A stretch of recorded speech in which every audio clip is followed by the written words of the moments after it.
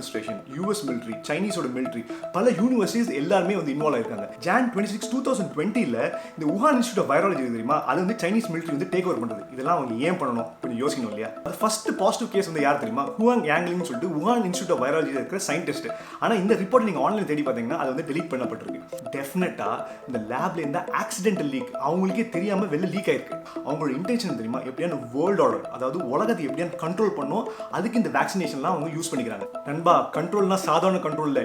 ஒரு ஆப் மூலியமா ஒரு ரோபோ மாதிரி உங்களை அவங்க கண்ட்ரோல் பண்ண முடியும். உங்க பேங்க்ல காசே இருந்தா கூட உங்களால வந்து யூஸ் பண்ண முடியாது. ஹலோ கைஸ், நான் உங்க ஹரிஷ் ஸ்ரீகாந்த். நியூஸ் வீக்னு ஒரு மேகசைனில் இந்த கொரோனா வைரஸ் ரீசர்ச் பற்றி என்ன சொல்கிறாங்கன்னா, அது 2 ஃபேஸில் வந்து நடத்தப்பட்டுச்சான். முதல் ஃபேஸ் வந்து 2014 2019 என்ன வந்து கண்டுபிடிக்கிறாங்கன்னா, இந்த பேட் வைரஸ் எந்த அளவுக்கு ஆபத்தானதுன்னு சொல்லிட்டு ஒரு அனாலிசிஸ் வந்து பண்ணுறாங்க. ஸோ இதோட ஹெட் பார்த்தீங்கன்னா வுஹானில் இருக்க வைராலஜி ஷி ஜெங்லி. அவர் மட்டும் இல்லை, யூஎஸ்ல பல சயின்டிஸ்ட் எங்கேருந்து university of North Carolina, Harvard, இவங்கெல்லாம் கூட இதில் வந்து இன்வால்வ் ஆயிருக்காங்க. இதோட ரெண்டாவது ஃபேஸ் வந்து 2019 வந்து ஸ்டார்ட் ஆகுது.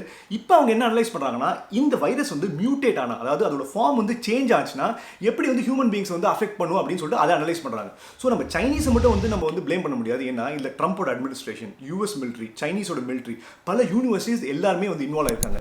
இந்த மாதிரி ரீசர்ச் வந்து வேர்ல்ட் வார் 2லேருந்தே நடந்துட்டு இருக்கு. இந்த கொரோனா வைரஸ் வந்து கொஞ்சம் கொஞ்சமாக ஸ்ப்ரெட் ஆனோடனே இந்த சைனீஸ் கவர்மெண்ட் என்ன பண்ணுறாங்க, இருக்கிற ஃபோரன்சிக் எவிடன்ஸ், இருக்கிற எல்லா ஆதாரத்தையும் ஒவ்வொருத்தா வந்து அவங்க அழிக்கிறாங்க. இப்போ முதல்ல நீங்கள் பார்த்தீங்கன்னா இந்த வுஹான் சி மார்க்கெட்லேருந்து அப்புறம் பக்கத்தில் இருக்கிற லேப்லேருந்து என்னெல்லாம் சாம்பிள்ஸ் இருந்துச்சோ அந்த வைரஸோட சாம்பிள்ஸ் எல்லாத்தையுமே டிசம்பர் 2019 அவங்க அழிக்கிறாங்க.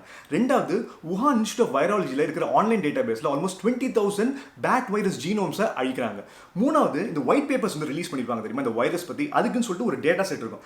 அந்த டேட்டா செட்டை மெதுவாக போய் சீக்ரெட்டாக போய் அவங்க வந்து மேனிபுலேட் பண்ணுறாங்க. அதாவது போய் மாற்றிட்டு அதை நாங்கள் மாற்றிட்டோம்னு சொல்லிட்டு பப்ளிக்கில் அவங்க சொல்லவே இல்லை. நாலாவது, நீங்கள் பார்த்தீங்கன்னா சைனீஸ் டேட்டா பேஸில் இருக்கிற 300 கொரோனா வைரஸ் ஸ்டடீஸை அவங்க வந்து டெலீட் பண்ணுறாங்க. இது எப்போ நடக்குது? ஜான் 2021. இருக்கிறது ரொம்ப முக்கியமான விஷயம் நீங்கள் பார்த்தீங்கன்னா, ஜான் 26, 2020 இந்த வுஹான் இன்ஸ்டியூட் ஆஃப் வைராலஜி தெரியுமா, அது வந்து சைனீஸ் மிலிட்ரி வந்து டேக் ஓவர் பண்ணுறது. இதெல்லாம் அவங்க ஏன் பண்ணணும் கொஞ்சம் யோசிக்கணும் இல்லையா?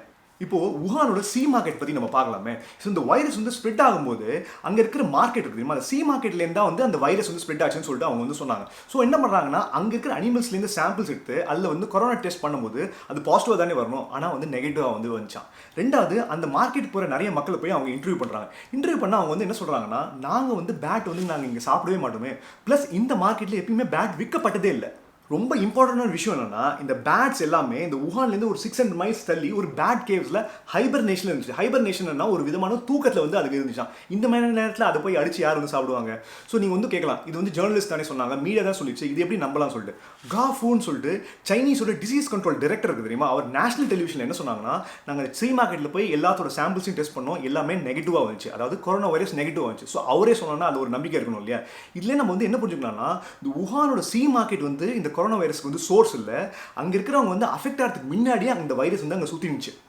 ஸோ இந்த கொரோனா வைரஸோட ஃபர்ஸ்ட் விக்டிம், அதாவது ஃபர்ஸ்ட் பாசிட்டிவ் கேஸ் வந்து யார் தெரியுமா? ஹுவாங் யாங்லிங்னு சொல்லிட்டு வுஹான் இன்ஸ்டியூட் ஆஃப் வைராலஜியில் இருக்கிற சயின்டிஸ்ட்.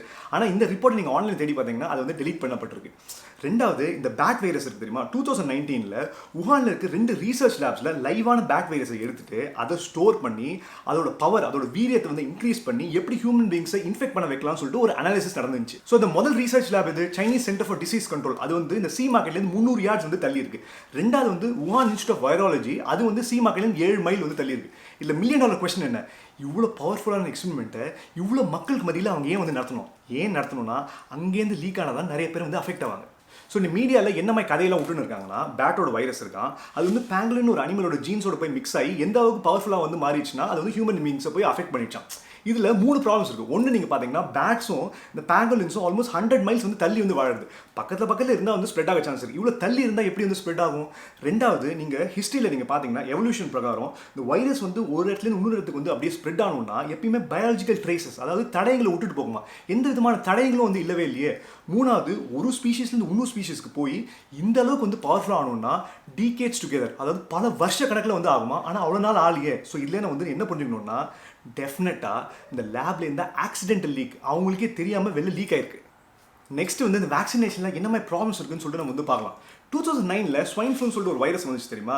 அது வந்த உடனே centre for disease control and prevention என்ன பண்றாங்க? எல்லாரும் வந்து வேக்சினேஷன் எடுக்கணும்னு சொல்லிட்டு எல்லாரையும் வந்து ஃபோர்ஸ் பண்றாங்க. அது வந்த புதுசுல அவ்வளோ பவர்ஃபுல்லா கூட இல்ல. ரொம்ப மைல்டா தான் இருந்துச்சு. நிறைய பேர் ஹாஸ்பிட்டல்ஸ்ல போய் அட்மிட் கூட ஆகல. ஆனாலும் எல்லாரும் ஃபோர்ஸ் பண்ணப்பட்டாங்க.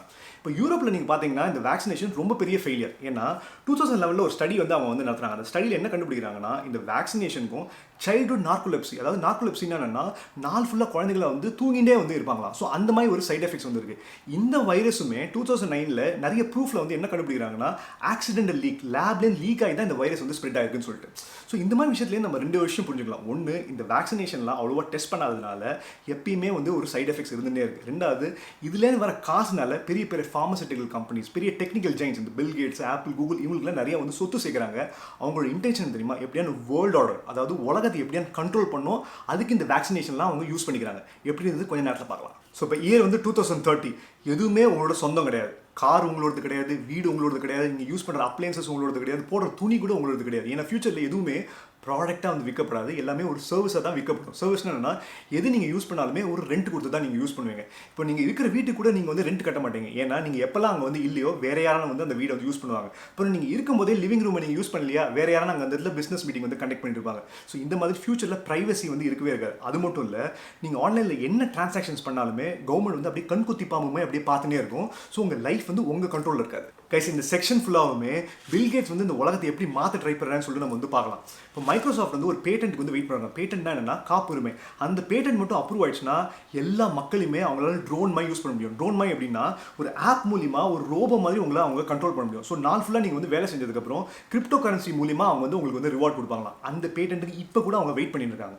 நெக்ஸ்ட், டெக்னோக்ராட்டிக்னா என்னன்றதை நம்ம புரியும். டெக்னோக்ராட்டிக்னா என்னன்னா கவர்மெண்ட்ஸும் சரி, நிறைய டெக்னிக்கல் எக்ஸ்பர்ட்ஸ், இந்த மாதிரி பெரிய பெரிய கம்பெனியோட முதலாளி எல்லாருமே சேர்ந்து எப்படியா நம்ம சொசைட்டியை கண்ட்ரோல் பண்ணணும்னு சொல்லிட்டு அவங்க ட்ரை பண்ணிருக்காங்க. இப்போ நீங்கள் பில் கேட்ஸ் பண்ணுற எல்லா விஷயமே பார்த்தீங்கன்னா இந்த மாதிரி டெக்னோக்ராட்டிக் ரூலை சப்போர்ட் பண்ணுற மாதிரி தான் இருக்குது. இப்போ வேர்ல்டு இருக்கிற ப்ராப்ளம்ஸ்லாம் அவர் வந்து எப்படி சால்வ் பண்ணுறாரு? கெமிக்கல் அக்ரிகல்ச்சர், அதாவது இன்செக்டிசைட், பெஸ்டிசைட்ஸ் வந்து யூஸ் பண்ணுங்க. அப்புறம் ஜிஎம்ஓ, ஜெனட்டிக்லி மாடிஃபைட் ஆர்கானிசம்ஸ், அதாவது பிளான்ஸ், அனிமல்ஸ், அதோட வந்து டிஎன்ஏ எடுத்துட்டு அது வந்து அப்படியே ஆர்டிஃபிஷியலாக வந்து மாற்றுறது. அப்புறம் நிறைய ட்ரக்ஸ் வந்து வெளியே விடுறது, அப்புறம் வேக்சினேஷன் விடுறது, எதுவுமே வந்து நேச்சுரல் கிடையாது. ஸோ என்னைக்காவது வந்து பில் கேட்ஸ் வந்து க்ளீன் லிவிங்கை பற்றி, அதாவது க்ளீன் லிவிங்னா என்னன்னா உடம்பளவில், மனசளவில், ஆன்மீக மூலியமா, இல்லாட்டி வந்து நேச்சுரலாக எப்படி வந்து ஆரோக்கியமாக இருக்குதுன்னு சொல்லிட்டு அவர் வந்து என்றைக்கும் சொல்லவே மாட்டார். எப்பயுமே ஆர்டிஃபிஷியலாக இது மாதிரி ட்ரக்ஸ், வேக்சின் இதுக்கெல்லாம் தான் அவர் வந்து சப்போர்ட் பண்ணுவார். இதெல்லாம் அவர் ஏன் பண்ணுறாருன்னா, கேட்ஸ் ஃபவுண்டேஷன் இருக்கு தெரியுமா, அவரோட ஃபவுண்டேஷன், அதில் வந்து நிறைய காசு வந்து நிறைய கம்பெனிஸில் போய் இன்வெஸ்ட் பண்ணுறாரு. இன்வெஸ்ட் பண்ணுறதுனால அந்த கம்பெனிஸ் வந்து பெருசாக இருக்குது. அதுலேருந்து வர ப்ராஃபிட்ஸ்னால இவர் கம்பெனியும் வந்து நல்லா வந்து பெருசாக, அதாவது இந்த ஃபவுண்டேஷனுக்கும் நிறைய வந்து சொத்து சேருது. இது மட்டும் இல்லை, நிறைய சேரிட்டியில் போய் இன்வெஸ்ட் பண்ணுறதுனால அவரோட டாக்ஸஸ் வந்து நிறைய வந்து அவரால் எஸ்கேப் பண்ண முடியுது. அதனாலேயே அவரோட சொத்து ஏறுது. இப்போ இந்த கொரோனா வைரஸ் பேண்டமிக்னு சொல்கிறாங்க தெரியுமா, இதுக்கு எந்த மாதிரி ஆர்கனைசேஷன்ஸ், எந்த மாதிரி குரூப்ஸ், எந்த மாதிரி மக்கள்லாம் வந்து வேலை செய்கிறாங்களோ அவங்க எல்லாருக்குமே ஃபண்டிங் யார் கொடுக்குறாங்க? இந்த கேட்ஸ் ஃபவுண்டேஷன் தான். அது மட்டும் இல்லை, யூஎஸ், யூகே எல்லாம் இந்த லாக்டவுன் போடலாமா இல்லையான்னு சொல்லிட்டு சில ரீசர்ச் குரூப்ஸ் வந்து வேலை செய்ய தெரியுமா, அந்த ரீசர்ச் குரூப்ஸ்க்குமே வந்து இந்த கேட்ஸ் ஃபவுண்டேஷன் தான் வந்து காசு கொடுக்குது. ஏன் கொடுக்கணும்? ஸோ ஈவென்ட் 201 சொல்லிட்டு அக்டோபர் 2019 ஒரு ஈவெண்ட் வந்து இந்த கேட்ஸ் ஃபவுண்டேஷன் வந்து நடத்துறது. இந்த கொரோனா வைரஸ்லாம் ஸ்ப்ரெட் ஆகிறதுக்கு முன்னாடி கரெக்டாக ஒரு 10 வாரத்துக்கு முன்னாடி இந்த ஈவெண்ட் வந்து நடத்தப்படுறது.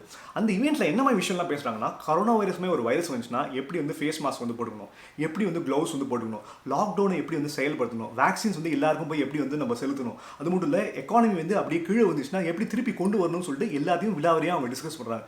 இதெல்லாம் எப்படி அவங்களுக்கு அப்பயே தெரியும்? கேட்ஸோட விஷன் என்ன தெரியுமா, எல்லாருக்கும் எப்படியான வந்து வேக்சினேஷன் கொடுத்தணும். அந்த வேக்சினேஷன் கொடுத்ததுக்கப்புறம் எப்படியான அவங்களோட பயோமெட்ரிக் டீடைல்ஸ்னா வாய்ஸ் ரெகக்னிஷன் மூலிமா, ஃபிங்கர் பிரிண்ட் மூலிமா உங்களோட டீடைல்ஸ் எடுத்துட்டு ஒரு டிஜிட்டல் ஐடியா வந்து ஆன்லைனில் வந்து கிரியேட் பண்ணுவாங்க. கிரியேட் பண்ணதுக்கப்புறம் நீங்கள் என்ன டிரான்சாக்ஷன்ஸ் பண்ணாலுமே, டிரான்சாக்ஷன் என்னன்னா என்ன ஷாப்பிங் பண்ணாலும் சரி, பேங்க்கில் நீங்கள் என்ன டிரான்சாக்ஷன் பண்ணாலுமே அந்த எல்லா டிரான்சாக்ஷனுமே உங்கள் டிஜிட்டல் ஐடியோட வந்து எப்படியான வந்து சம்மந்தப்படுத்திடுவாங்க. சம்மந்தப்படுத்ததுக்கப்புறம் நீங்கள் எதாவது இல்லீகலாக பண்ணீங்கன்னா உங்களை கவர்மெண்டோட சிஸ்டம்லேருந்து எடுத்துருவாங்க. எடுத்ததுக்கப்புறம் உங்கள் லைஃப்பில் உங்களோட கண்ட்ரோலில் இருக்காது. அது மட்டும் இல்லை, உங்கள் பேங்க்கில் காசே இருந்தால் கூட உங்களால் வந்து யூஸ் பண்ண முடியாது. இதுலேருந்து வந்து என்ன தெரியுதுன்னா, உங்கள் லைஃபோட கண்ட்ரோலில் ஸ்லோவாக வந்து கவர்மெண்ட் வந்து எடுத்துக்கும். உங்களுக்கு ப்ரைவசின்றது ஒன்று இருக்கவே இருக்காது. நண்பா, கண்ட்ரோல்னா சாதாரண கண்ட்ரோல் இல்லை. நீங்கள் எங்கே போகிறீங்க, யாரை மீட் பண்ணுறீங்க, என்ன வாங்குறீங்க, என்ன பண்ணுறீங்க, இது எல்லாமே கவர்மெண்ட் வந்து ட்ராக் பண்ண ஆரம்பிச்சிடும். இப்போ நீங்கள் பார்த்தீங்கன்னா ஆஸ்மி எனிதிங் சொல்லிட்டு பில் கேட்ஸ் கிட்ட ஒரு செஷன் வந்து நடந்துச்சு. அதில் வந்து அவர் என்ன சொல்கிறாருன்னா, ஃபியூச்சர் டிஜிட்டல் சர்டிஃபிகேஷன் வருமா, அது வந்ததுக்கப்புறம் எப்போ நீங்கள் கொரோனா வைரஸ்லேருந்து நீங்கள் மீண்டு வந்தீங்க, லாஸ்ட்டாக எப்போ வந்து நீங்கள் டெஸ்ட் எடுத்தீங்க, நெக்ஸ்ட் உங்களுக்கு எப்போ வேக்சினேஷன் இருக்குன்னு சொல்லிட்டு இது எல்லாத்தையுமே ஆன்லைனில் வந்து உங்கள் டேட்டா வந்து ஏற்றிடுவாங்க. ஏற்றினதுக்கப்புறம் இந்த டேட்டா வந்து சோஷியல் மீடியா கம்பெனிஸ்லாம் விற்றதுக்கப்புறம் உங்களோட டேட்டாவை அவங்க மைண்ட் பண்ணுவாங்க. மைண்ட் பண்ணால் நல்லா வந்து அனலைஸ் பண்ணி எப்படி உங்களோட மனசை மாற்றுறது, எப்படி உங்களை கண்ட்ரோல் பண்ணுறதுன்னு சொல்லிட்டு இந்த சோஷியல் மீடியா கம்பெனிஸ்லாம் ட்ரை பண்ணும். இப்போ நீங்கள் உடனே கேட்கலாம் இந்த வேக்சினேஷன் கொரோனா வைரஸ்க்கும் இந்த கண்ட்ரோலுக்கு என்ன சம்மந்தம்னு சொல்லிட்டு இப்போ திடீர்னு வந்து ஒரு கவர்மெண்ட் வந்து நான் உங்களுக்கு வந்து டிஜிட்டல் சர்டிஃபிகேட்ஸ் கொடுக்க போகிறேன் உங்கள் ட்ரான்சாக்ஷன்ஸ் எல்லாத்தையுமே நான் கண் கொத்தி போய் பார்க்க போகிறேன்னு சொன்னால் நீங்கள் வந்து ஒத்துப்பீங்களா? ஒத்துக்க மாட்டேங்க. அதுக்கு அவங்க யூஸ் பண்ணுற ஆயுதம் தான் வந்து பயம். முதல்ல உங்கள் எல்லாரையும் இந்த கொரோனா வைரஸ் மூலியமாக பயமுறுத்தினதுக்கப்புறம் ஒரு கன்ஃபியூஷனில் உங்களை தள்ளுறாங்க. தன்னதுக்கப்புறம் ஒரு அன்சர்டனிட்டின்னு சொல்லுவாங்க, ஒரு நிச்சயமற்ற தன்மையில் நம்ம அப்படியே வந்து தள்ளாடிட்டு இருக்கோம். அந்த நேரத்தில் நம்மளால் வந்து ஒழுங்காக யோசிக்க முடியுமா?